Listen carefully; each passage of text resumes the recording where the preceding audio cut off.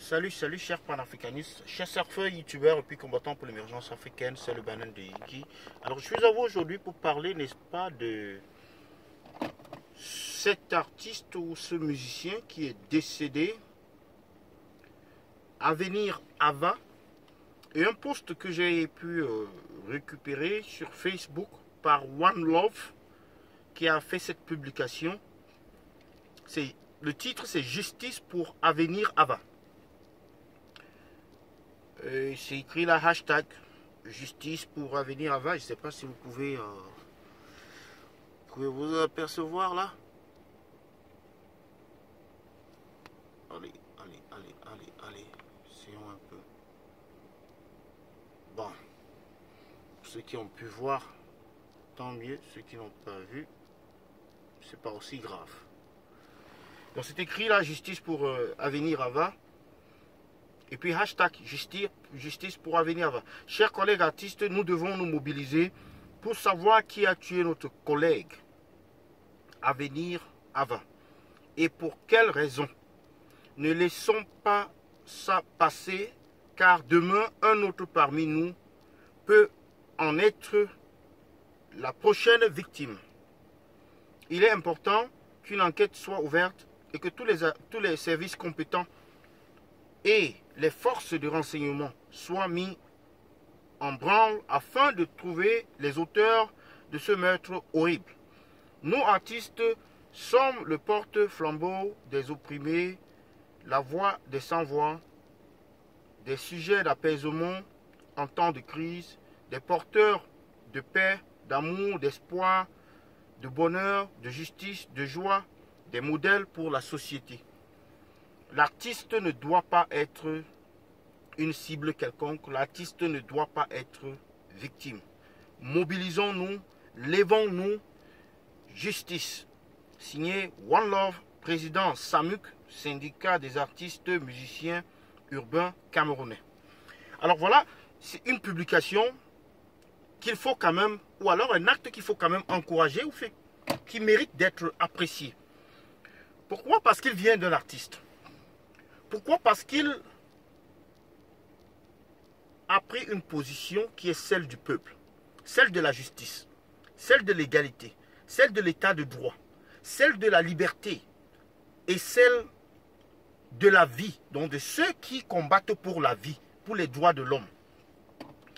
Il demande la justice pour son confrère artiste musicien.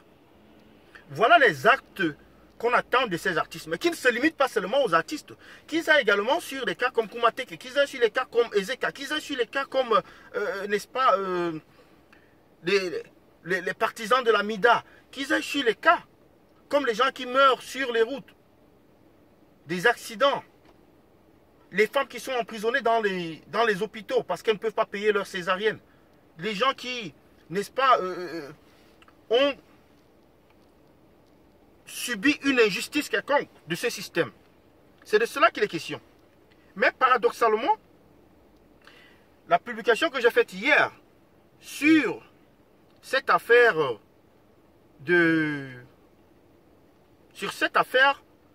je vais vous dire, de tribalisme et de chasse à l'homme, chasse aux sorcières contre les Bamileke, sur cette affaire-là, eux, ils disent que c'est une cabale contre les bêtis. Parce que Avenir Ava, apparemment, c'est un boulot ou un bêtis. Alors, ce que ce torchon et Singan disait, c'est que, le voilà, lutte contre les bêtis. Voilà, c'est écrit là. Qui dit assassinat et attaque ciblée contre les bêtis. Et vous allez voir la photo de cet artiste-là, en bas là. J'ai déjà fait une publication à ce sujet. Mais, en fait, qui sont au pouvoir au Cameroun? Qui mène des enquêtes? Pour qui travaille la police? Qui contrôle la police? La police est aux commandes de qui?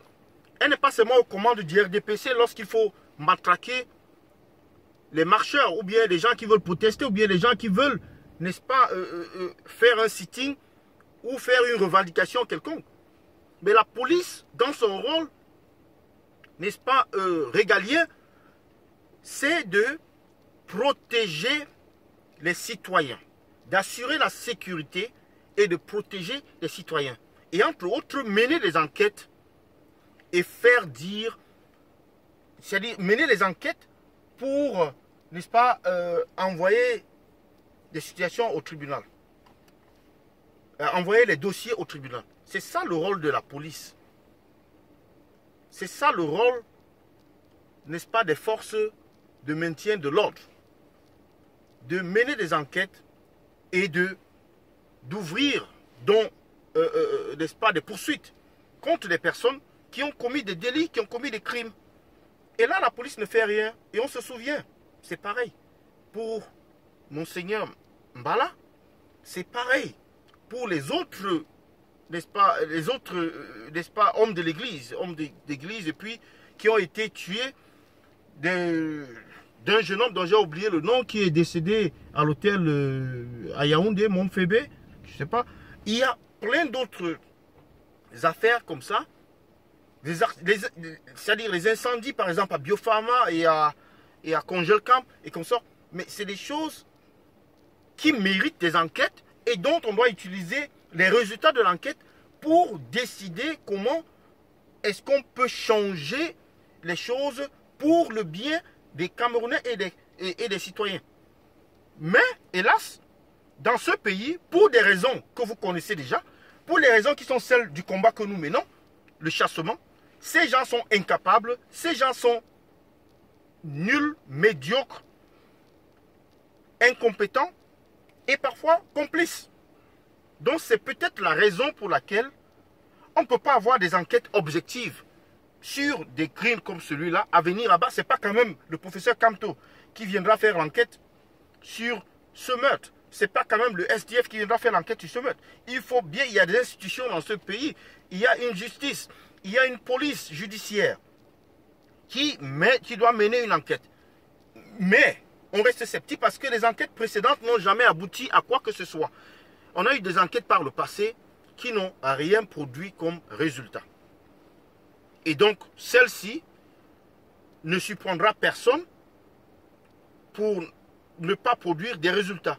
Déjà, ici, on dit le MRC au cœur d'un incubateur du tribalisme. Donc, on accuse indirectement le MRC, là, par le bas, comme étant, n'est-ce pas, la partie responsable ici, en ce qui concerne cette attaque sur ces boulous, sur ces bêtis. Donc, c'est ce que j'avais à vous dire aujourd'hui. J'attends vos commentaires. C'est le Banin.